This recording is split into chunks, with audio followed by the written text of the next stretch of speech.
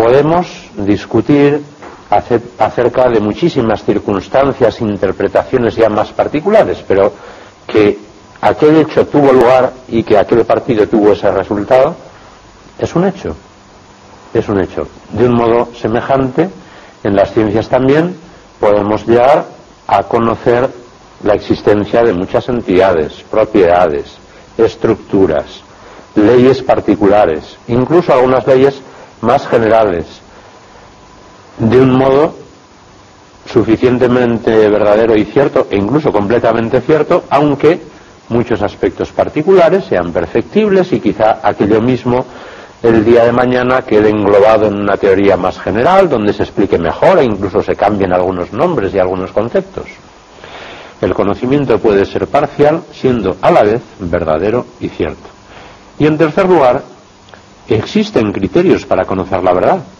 En las ciencias, en concreto, la capacidad explicativa y predictiva, la precisión de las explicaciones y de las predicciones, el apoyo mutuo entre diferentes conocimientos y la variedad de pruebas independientes. Todo esto se podría comentar muchísimo más despacio, pero lo que afirmo es que si en un caso particular, y esto de hecho sucede, se dan todas estas condiciones, entonces hay garantías suficientes para afirmar la verdad de esos conocimientos, aunque sean contextuales, perfectibles y quizá, como decía, el día de mañana se puedan englobar en alguna explicación más profunda, mejor o más comprensiva. Estas precisiones tienen gran importancia para clarificar los debates contemporáneos que afectan a las relaciones entre ciencia y fe.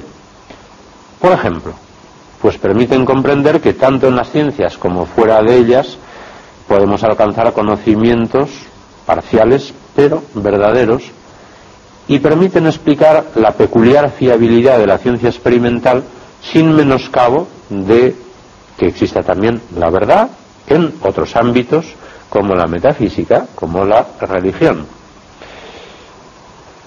En otro orden de cosas, permiten clarificar algunas discusiones, por ejemplo, acerca del evolucionismo, en el cual es necesario distinguir el hecho de la evolución y sus explicaciones, los mecanismos de la evolución.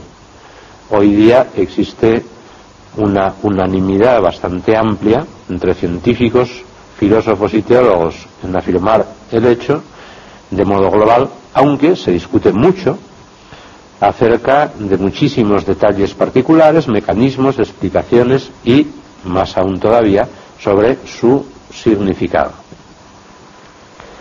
Bien, todo esto acerca de la verdad científica. Volviendo al caso de Galileo, para comentar algunos de los otros aspectos, podemos decir que en el plano teológico Galileo tenía razón al afirmar que no había contradicción entre la Biblia, entre la fe cristiana y el heliocentrismo. Volvemos al esquema teología y Sagrada Escritura. No había oposición. Por tanto, el Tribunal de la Inquisición, que juzgó a Galileo y le condenó en 1633, se equivocó. Y hay que decirlo muy claro. Es así. Aunque hay que añadir que se trató de la condena de un tribunal, no de un acto de magisterio eclesiástico, ni siquiera del Papa, que de hecho no se vio envuelto en este caso. Se podría afirmar quizá que el Espíritu Santo ayudó bastante a la Iglesia en aquella ocasión porque todo andaba cerca, pero de hecho fue un simple tribunal que condenó a Galileo.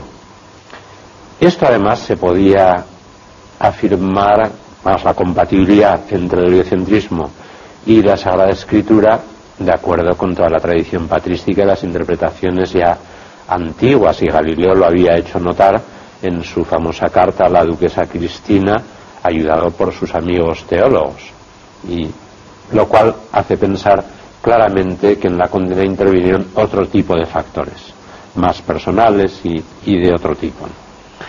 que probablemente nada tienen que ver con la ciencia y con la fe. Y ya he aludido, por ejemplo, a que Galileo había discutido fuertemente sobre filosofía y ciencia con personajes importantes, tenía importantes enemigos, y también pudieron mezclarse circunstancias relacionadas con el protestantismo en aquella época, la autoridad eclesiástica e incluso cuestiones políticas. Hay libros enteros sobre estas cuestiones, aunque es imposible afirmar a ciencia cierta la importancia decisiva de ninguno de estos factores en concreto. Por otra parte, en cuanto a las pruebas del heliocentrismo, Galileo no disponía de pruebas científicas suficientes. Esas pruebas solo se tuvieron unos 200 años después. Por tanto, los eclesiásticos de la época tenían razón al considerar la nueva teoría como algo que en aquel momento no estaba demostrado. Otra cosa es que eso no fuera motivo para la condena, pero en este aspecto epistemológico muy importante tenían razón. Por otra parte, las consecuencias del proceso, Galileo no sufrió tormento ni prisión ni fue ejecutado, fue condenado a prisión, pero en vista de sus buenas disposiciones, abjuró, la pena fue inmediatamente conmutada, no llegó a estar en prisión, fue inmediatamente conmutada por el confinamiento en su domicilio, que era una villa en las afueras de Florencia, donde siguió viviendo y trabajando durante largos años y publicó su obra principal después del proceso. Muchos todavía piensan que Galileo fue ejecutado.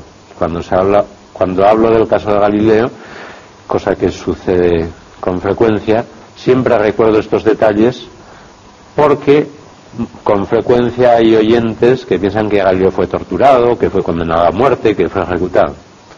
En una ocasión, un oyente de este tipo era un sacerdote que trabajaba en su tesis doctoral en una universidad pontificia de Roma. Estábamos allí en Roma, donde yo había ido para dar un curso de doctoral, y este sacerdote vino luego de la clase indignado y me dijo: pero ¿cómo es posible que yo, sacerdote católico, que está trabajando en un doctorado eclesiástico y en Roma, me entere hoy de que Galileo no fue ejecutado? Y continuó añadiendo lo siguiente, esto era un sábado, y me dijo: el domingo pasado otro sacerdote que vive en mi residencia fue a visitar el Quirinal, antiguo Palacio de los Papas, y nos contó que la guía oficial en un determinado momento le señaló un balcón y les dijo: ese es el balcón donde salió el Papa e hizo este gesto con la mano para condenar a muerte a Galileo. Esto hace muy poco tiempo. De hecho, después del proceso, Galileo siguió trabajando. El progreso de la ciencia no se detuvo. Muchos otros siguieron trabajando también. Newton vino enseguida y acabó de despegar definitivamente la física matemática. Y Galileo murió tal como escribió su discípulo Viviani, que permaneció junto a él los últimos 30 meses de su vida, de Galileo.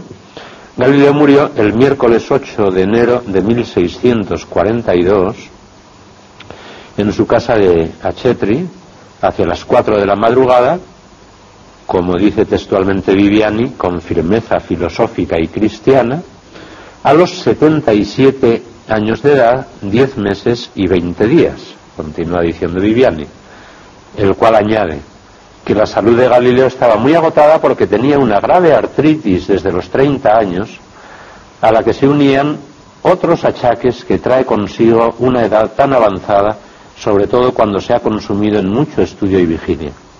Y a pesar de todo, hasta el último momento Galileo trabajó intensamente, pero 2 meses antes de su muerte le asaltó una fuerte fiebre y una fuerte palpitación que le fue agotando hasta acabar con sus fuerzas, pero murió de muerte natural. No se puede decir lo mismo, en cambio, de Lavoisier, padre de la química moderna, que fue condenado a muerte por un tribunal durante la Revolución Francesa porque había trabajado anteriormente en la recaudación de impuestos y fue guillotinado el 8 de mayo de 1794. La ciencia experimental ya estaba muy desarrollada y se sabía muy bien cuál era su importancia, cosa que no sucedía en la época de Galileo.